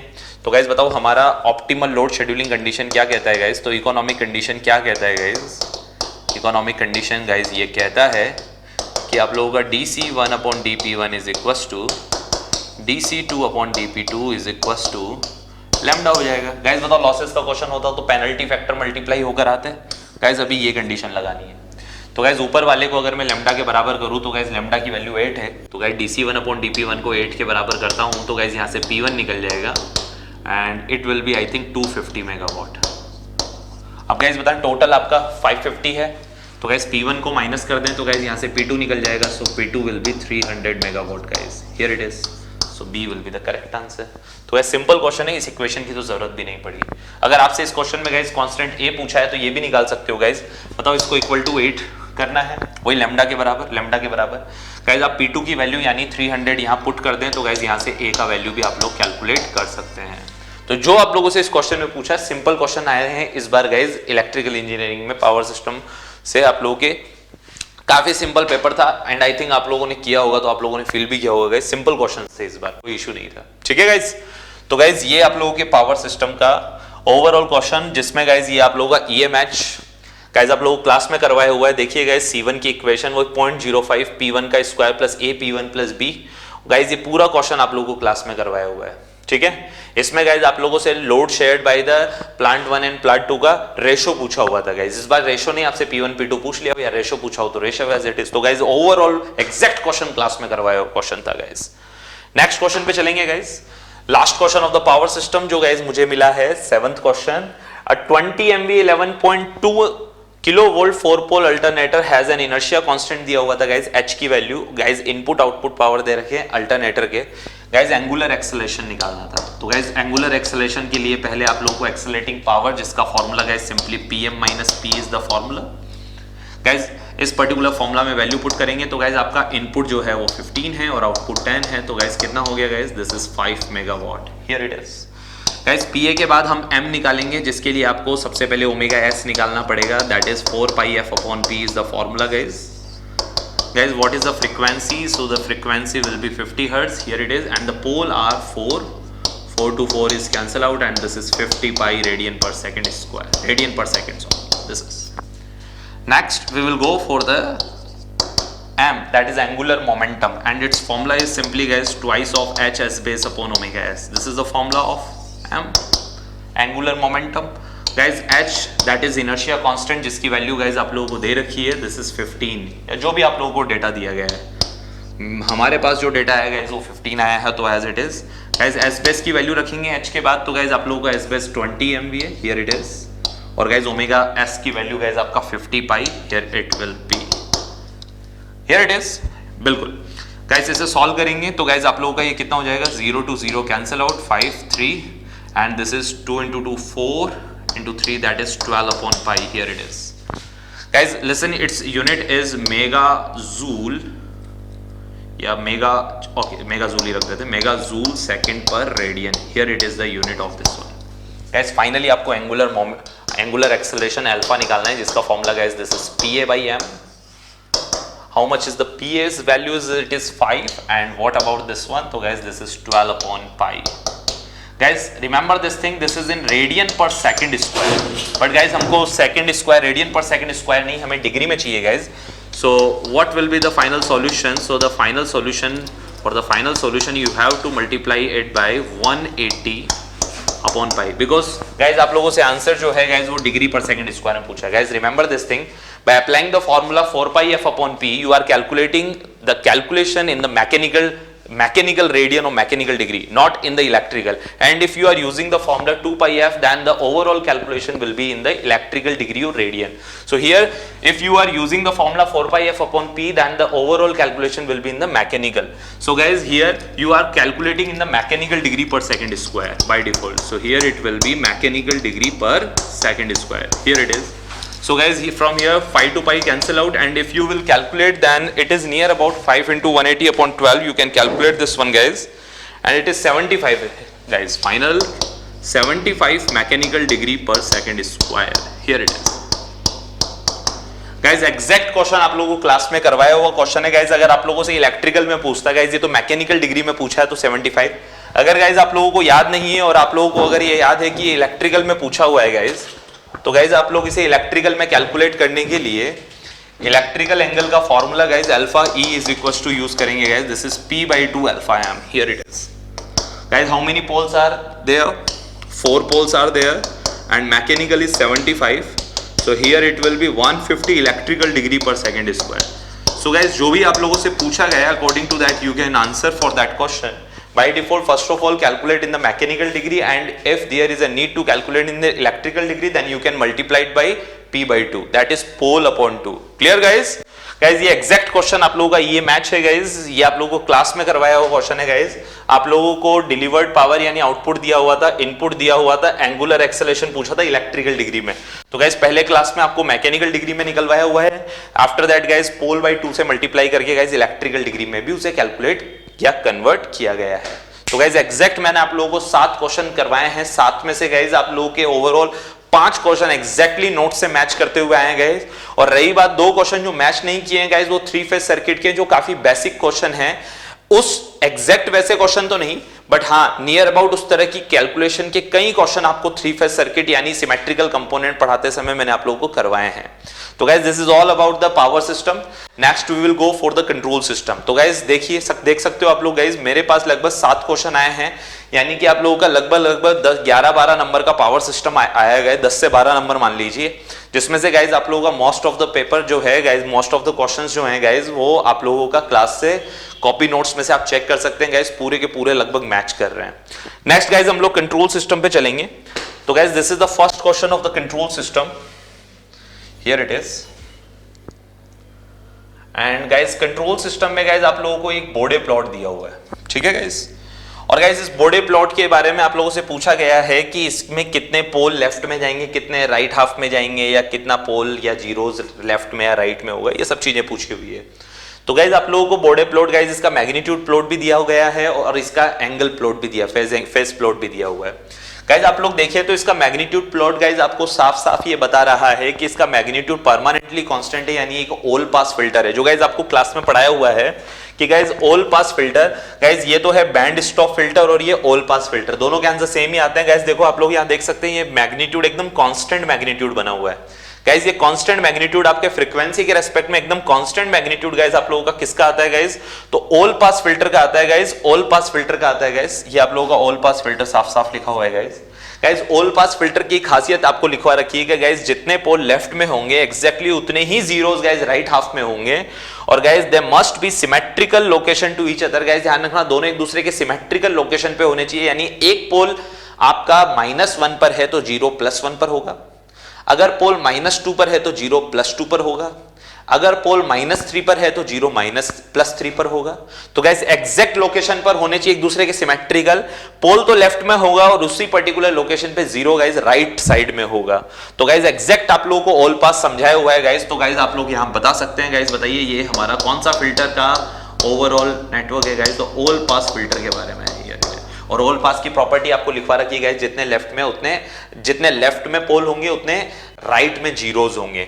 तो गाइस बताओ यहां पर आप लोग वैसे ही आंसर दे सकते थे, देखो यही एक ऑप्शन था जिसमें पोल लेफ्ट में था और 0 राइट में था, यहीं से आंसर हो गया। तो सी आंसर आप इस मैग्नीट्यूड प्लॉट से दे सकते थे। फेस प्लॉट को देखकर बात करें तो गाइस हम लोग इसका एक ट्रांसफर फंक्शन अज्यूम कर सकते हैं। गाइस अगर मैं इसका ट्रांसफर फंक्शन जो है गाइस वो क्या अज्यूम कर लूं, तो गाइस सपोज मैंने आप लोगों का GS मान लिया, this is 1 - s upon 1 + s, here it is।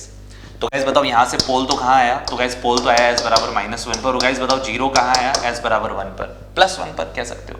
तो गाइस बताओ ये अगर मैं इसका ये बनाऊं हमारा s प्लेन में, s और सिग्मा, here it is। तो गाइस बताओ -1 पर तो पोल आया, here it is, और गाइस +1 पर आपका 0 आया, तो गाइस +1 पर 0। तो गाइस देख सकते हैं ऑल पास का ही है, जिस लोकेशन पर पोल है उसी लोकेशन पे राइट साइड में 0 है। सर आपने इसको 1 - s क्यों लिखा, s-1 भी तो लिख सकते हो, बट एंगल आप लोगों को गाइस बताओ लो फ्रीक्वेंसी पर तो आपका एंगल 0 है, बट गाइस बताओ हाई फ्रीक्वेंसी पर जाके एंगल आपका -180 होता है। तो गाइस एक काम करें, आप इसको पहले फ्रीक्वेंसी डोमेन में लेकर जाएं, तो गाइस बताओ ये 1 - j ω और ये 1 + j ω बनेगा। गाइस अगर आप इसका मैग्नीट्यूड निकालना चाहते हैं तो गाइस बताओ आप इसका मोड ले लें। गाइस बताओ इसका मोड कितना हो जाएगा, तो √1 + ω² √1 + ω²। गाइस बताएं एग्जैक्टली दोनों सेम है तो एग्जैक्टली आपका मैग्नीट्यूड 1 आ रहा है, देखो ये 1 magnitude exactly. All pass filter का magnitude will always remain constant and it will be 1। Guys अब मैं इसका एंगल निकालना चाहता हूं। गाइस अगर आप इसका एंगल निकालेंगे तो आपको एंगल निकालना है, तो गाइस आप इसका सबसे पहले न्यूमिनेटर का एंगल लिखेंगे। गाइस बताओ रियल पार्ट पॉजिटिव है और इमेजिनरी पार्ट गाइस नेगेटिव है। गाइस आप लोगों को क्वाड्रेंट ऑपरेशन पता होंगे कि हमारे फर्स्ट क्वाड्रेंट में एंगल +θ, फोर्थ क्वाड्रेंट में -θ, यहाँ 180 - θ और गाइस यहाँ 180 +θ हमारे पास एंगल होता है। ये चारों क्वाड्रेंट के एंगल है। गाइस बताओ यहाँ रियल पार्ट आपका पॉजिटिव है और इमेजिनरी पार्ट गाइस आपका नेगेटिव है, यानी नीचे है। तो गाइस आपका फोर्थ क्वाड्रेंट का एंगल बनेगा यानी -θ। तो गाइस बताओ ऊपर वाले एंगल को आप लिखोगे माइनस का θ का मतलब guys tan inverse imaginary part upon real part, here it is. Guys अब नीचे वाले का एंगल लिखना है। गाइस बताओ ऊपर जाएगा तो माइनस बन के जाएगा। गाइस बताओ इसका रियल और इमेजिनरी पार्ट दोनों पॉजिटिव है, यानी फर्स्ट क्वाड्रेंट में +θ एंगल बनेगा। तो गाइस इस θ लिखना है, तो guys tan inverse imaginary part upon real part. तो गाइस बताओ दोनों माइनस के हैं तो माइनस का 2 times of tan inverse omega हो गया।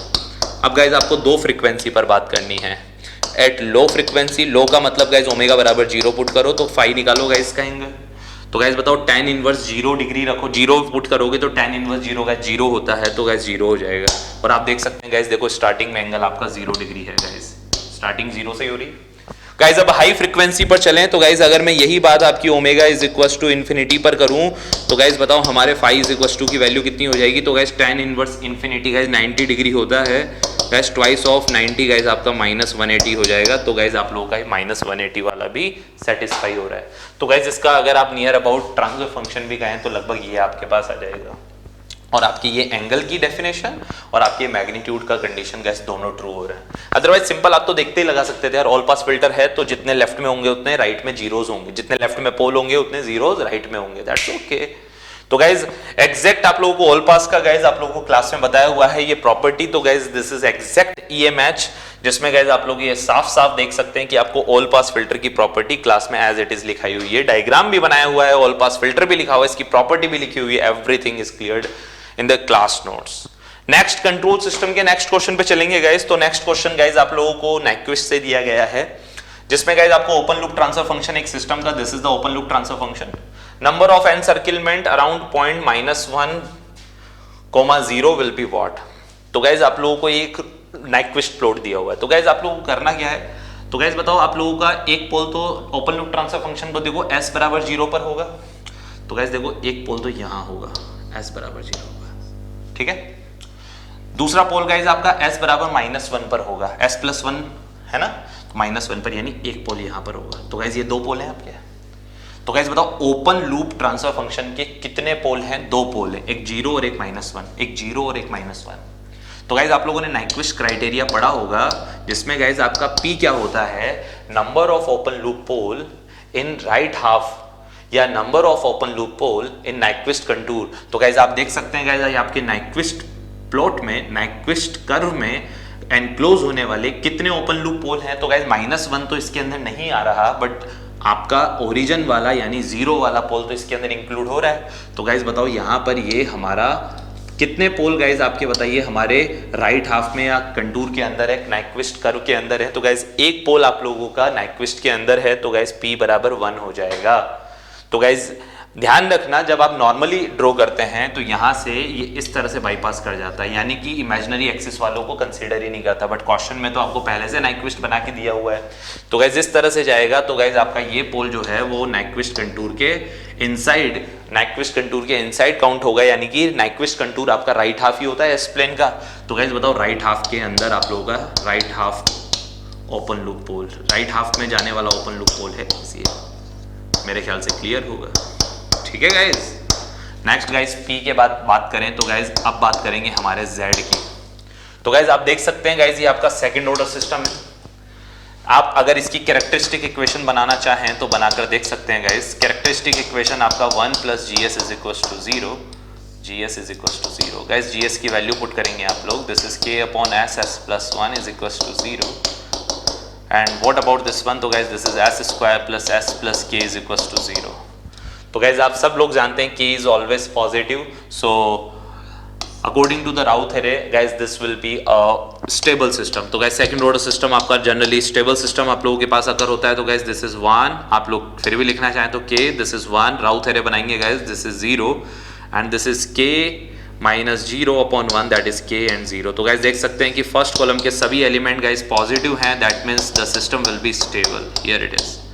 तो गाइज बताओ स्टेबल सिस्टम के लिए आप सबको पता है गाइज, बताओ Z जो होगा वो 0 होगा, क्योंकि गाइज Z कोई और नहीं आपके राइट हाफ के पोल होते हैं, राइट हाफ के क्लोज लूप पोल होते हैं, कि कोई close loop pole right half में नहीं जाना चाहिए। तो इसलिए गाइज हम लोग स्टेबल सिस्टम के लिए Z बराबर 0 पुट करते हैं। तो गाइज बताओ स्टेबल के लिए Z बराबर क्या हो जाएगा, 0, यानी कोई क्लोज लूप पोल आपका राइट हाफ में नहीं जाएगा।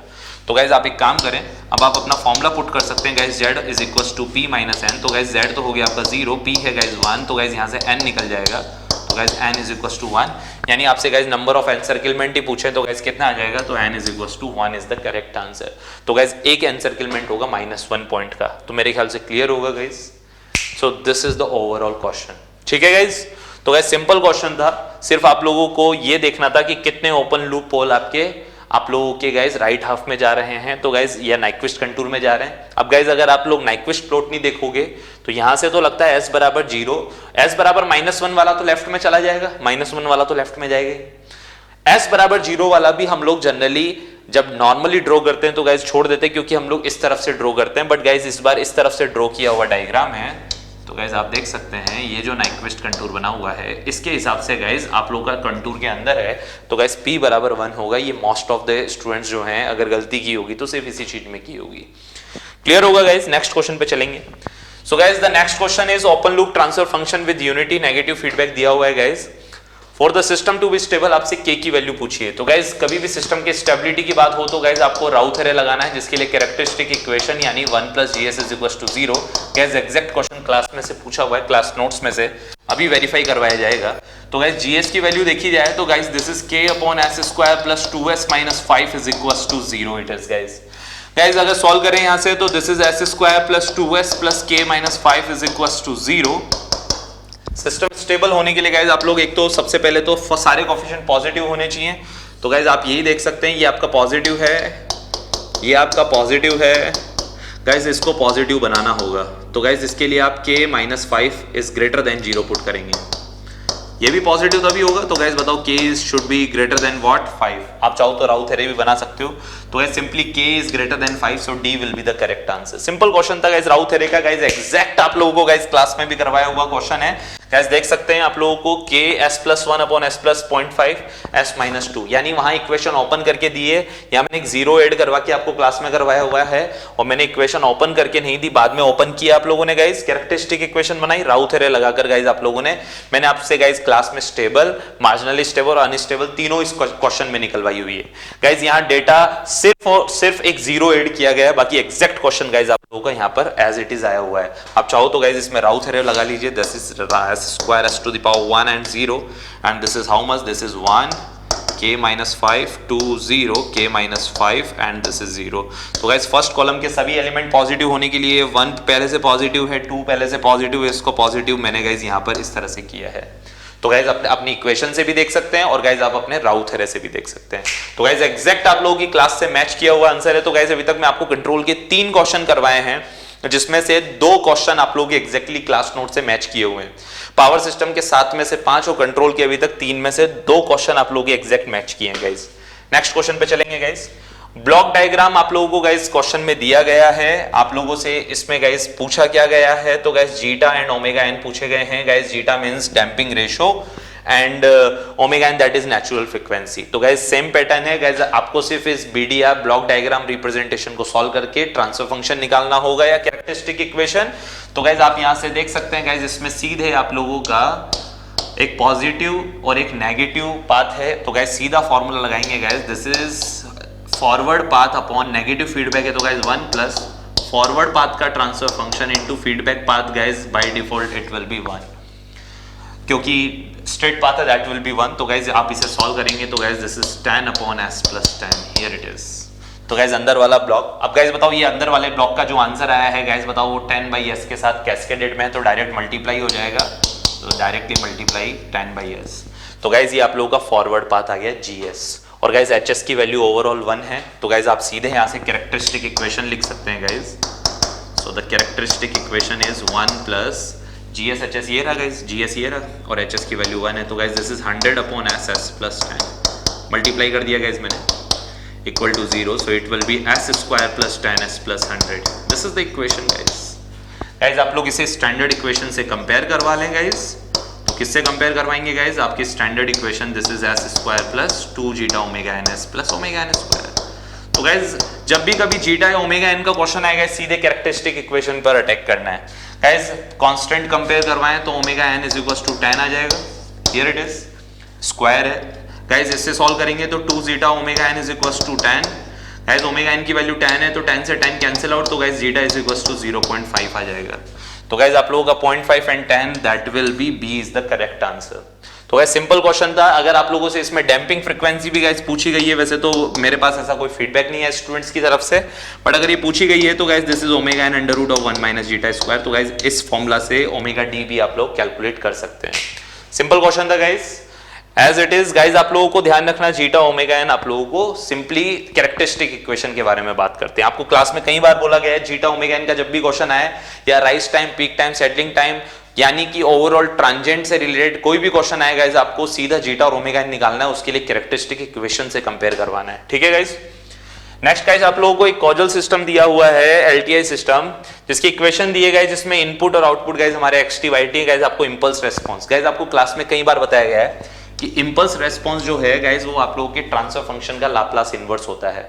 तो गाइज आप लोगों को सबसे पहले तो अपनी इक्वेशन को ही सॉल्व करना होगा। तो गाइज आपको इक्वेशन YT, तो गाइज आपको दिया हुआ है YT and guys this is not this is minus, I think here it is, or it will be plus. I think this is plus, guys. Okay, this will be plus.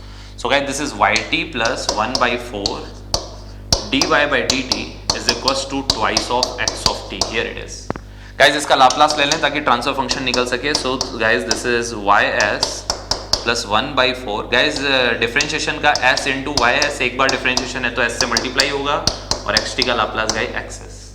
Guys इसमें से Y S को common ले लें तो guys this is 1 plus S by 4 Y S, here it is, and this is twice of access. So finally you can calculate the transfer function from here, and the formula of transfer function everyone knows, this is ys upon xs. So it is 2 upon 1 plus s by 4 it is, guys. As 4 LCM आके ऊपर जाएगा तो this is 8 upon s plus 4, here it is. Guys आप लोगों को impulse response निकालना है तो guys आप लोगों को क्लास में कई बार बताया गया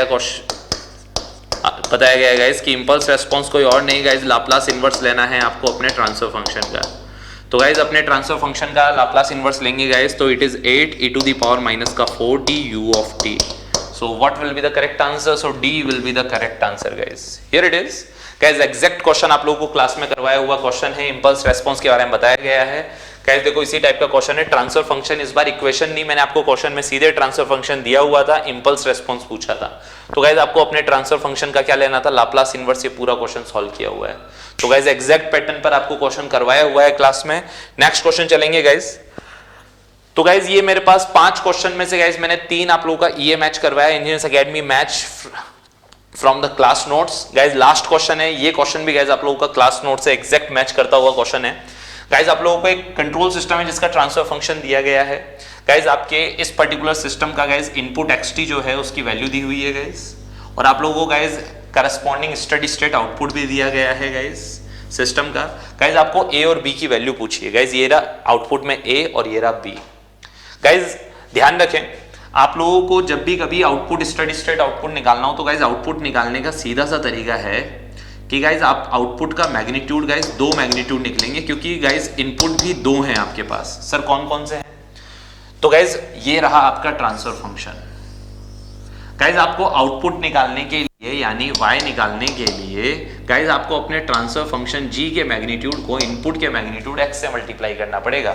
ये गाइज स्टडी स्टेट आउटपुट निकालने का फेजर एनालिसिस मेथड कहलाता है कि आप सीधे मैग्नीट्यूड को मैग्नीट्यूड से मल्टीप्लाई करें. आउटपुट निकालने के लिए आप लोग क्या करेंगे गाइज? तो एवरीवन नोस की ट्रांसफर फंक्शन का फॉर्मूला क्या होता है गाइज, बताएं? Output upon input. तो गाइज बताओ आउटपुट इज इक्वल टू क्या हो जाएगा?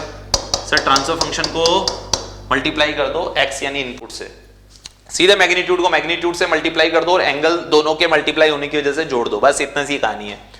तो गाइज मैंने क्या किया कि मैंने सबसे पहले मैग्नीट्यूड निकाला. तो गाइज बताओ इनपुट का मैग्नीट्यूड, गाइज बताओ सबसे पहले हमारे पास 2 फ्रीक्वेंसी कंपोनेंट है इनपुट में. एक जिसका फ्रीक्वेंसी गाइज ये कांस्टेंट यानी इसकी फ्रीक्वेंसी 0 है. तो गाइज मैंने इस वाले इनपुट के मैग्नीट्यूड को ट्रांसफर फंक्शन के मैग्नीट्यूड से मल्टीप्लाई किया. गाइज बताओ इस ट्रांसफर फंक्शन का मैग्नीट्यूड कितना होगा? तो guys this is 100 upon, guys 100 नीचे ये एज इट इज है. गाइज एज बराबर j ओमेगा पुट करोगे, फ्रीक्वेंसी में जा रहे हो क्योंकि फ्रीक्वेंसीज की बात चल रही है. तो गाइज j का स्क्वायर -1 हो जाएगा, तो ये ओमेगा स्क्वायर, और गाइज ये हो जाएगा प्लस का 0.1. पहले j लिख देता हूँ गाइज मैं. So guys this is plus 0.1 and this is omega, here it is. तो गाइज ये हमारे पास है. गाइज सबसे पहले तो मैं कांस्टेंट इनपुट के रेस्पेक्ट में कांस्टेंट आउटपुट यानी a निकाल रहा हूं. तो गाइज a निकालने का तरीका क्या है कि गाइज आप सबसे पहले अपने ट्रांसफर फंक्शन के मैग्नीट्यूड, तो गाइज मैंने यहाँ 2 मैग्नीट्यूड लिख देने, m1 m2 नहीं, मैं a और b लिखूंगा. यही मैग्नीट्यूड है, सबसे पहले a निकाल रहा हूँ. तो गाइज इनपुट का मैग्नीट्यूड 1 हो गया. ट्रांसफर फंक्शन गाइज बताओ इसकी फ्रीक्वेंसी 0 है, तो गाइज इसमें ओमेगा बराबर 0 पुट कर दो. तो गाइज ऊपर 100 है और आपका ये 100 और गाइज ओमेगा दोनों 0 हो गए, तो 100/100 यानी 1 आ जाएगा गाइज. Here it is. ठीक है गाइज. तो गाइज बताओ a का वैल्यू तो हो गया 1. अब b का वैल्यू गाइज बताओ. b के मैग्नीट्यूड के लिए गाइज आप लोगों को यहाँ इसके मैग्नीट्यूड 0.1 को मल्टीप्लाई करना पड़ेगा इनपुट के मैग्नीट्यूड को. देखो आप यहाँ से देख सकते हो x यानी इनपुट के मैग्नीट्यूड, ट्रांसफर फंक्शन के मैग्नीट्यूड. गाइज ट्रांसफर फंक्शन में गाइज आप लोग अपनी फ्रीक्वेंसी पुट करेंगे. गाइज इस वक्त बताओ इस वाले कंपोनेंट में फ्रीक्वेंसी कितनी है?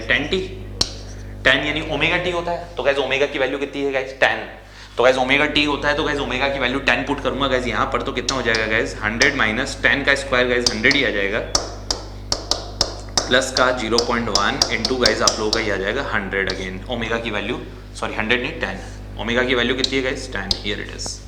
गाइज बताओ 100 से 100 कैंसिल आउट, 0.1 इंटू कितना हो गया गाइज 100 अपॉन गाइज इसका सिर्फ मैग्नीट्यूड लूँ तो 1 आ जाएगा, तो गाइज बताओ 0.1 इंटू 100 दैट इज 10, तो गाइज ये बी का आंसर आ गया। तो गाइज ए का आंसर आप लोगों के कांस्टेंट फ्रीक्वेंसी, कांस्टेंट मैग्नीट्यूड यानी फ्रीक्वेंसी ओमेगा बराबर 0 पुट करने से आएगा, और गाइज बताओ आप लोगों का बी का आंसर गाइज फ्रीक्वेंसी ओमेगा बराबर 10 रखने से आएगा। सिंपल क्वेश्चन था गाइज, बताओ 1 और 10 आप लोगों के आंसर है guys, A will be the correct answer. Guys same pattern पे एग्जाम में आप लोगों को क्लास में भी करवाया हुआ क्वेश्चन है गाइज, सिर्फ आप लोगों को कांस्टेंट मैग्नीट्यूड वाला यानी कि जीरो फ्रीक्वेंसी वाला नहीं करवाया हुआ, फ्रीक्वेंसी वाला करवाया हुआ, तो जीरो फ्रीक्वेंसी वाले में तो कोई इशू था ही नहीं। तो गाइज एग्जैक्ट क्वेश्चन आप लोगों का क्लास में करवाया हुआ क्वेश्चन है गाइज, जिसमें आपका ट्रांसफर फंक्शन इनपुट आप लोगों का कॉस दिया हुआ था, जिसमें कॉस 90 का मतलब है गाइज ओमेगा टी होता है, नहीं ओमेगा बराबर 9 पर आप ओमेगा बराबर 3t लिखा है, सॉरी कॉस 3t है, तो गाइज ओमेगा बराबर 3 पर आप लोगों का एग्जैक्ट मैग्नीट्यूड भी निकलवाया हुआ और फेज एंगल भी निकलवाया हुआ। क्वेश्चन में गाइज आपको सिर्फ मैग्नीट्यूड पूछा हुआ है, तो गाइज आप मैग्नीट्यूड निकाल के मल्टीप्लाई कर देंगे इनपुट को ट्रांसफर फंक्शन से, तो आउटपुट मिल जाएगा। तो गाइज बताइए एग्जैक्टली आप लोगों के मैंने 6 क्वेश्चन गाइज आप लोगों को कंट्रोल सिस्टम से कराया, जिसमें से 4 क्वेश्चन एग्जैक्टली कॉपी से मैच किए हुए क्वेश्चन है, और गाइज पावर सिस्टम के टोटल 7 में से 5 क्वेश्चन गाइज एग्जैक्टली आप लोगों के कॉपी में से मैच किए हुए हैं गाइज। लगभग दोनों सब्जेक्ट में आपका 80% कंटेंट गाइज आपके क्लास नोट से था, बाकी कंटेंट गाइज कंसेप्ट सेम है, बस कुछ डेटाज अलग हैं, तो गाइज आप लोगों को कुछ तो नया मिलना ही था। तो गाइज मेरे ख्याल से ये आप लोगों का कंट्रोल सिस्टम लगभग 10 नंबर के आसपास, और पावर सिस्टम आप लोगों का 10 से 12 नंबर के आसपास, तो गाइज लगभग 20 से 22 नंबर का पावर सिस्टम और कंट्रोल सिस्टम जो आपको मैंने क्लास में कवर करवाया गाइज, आप लोगों ने अपना एग्जाम में बिल्कुल फुल एंजॉय के साथ गाइज आप लोगों ने पूरे क्वेश्चन बनाए होंगे। ठीक है गाइज, तो wait for the result guys, सब कुछ अच्छा होगा। Okay guys, thank you.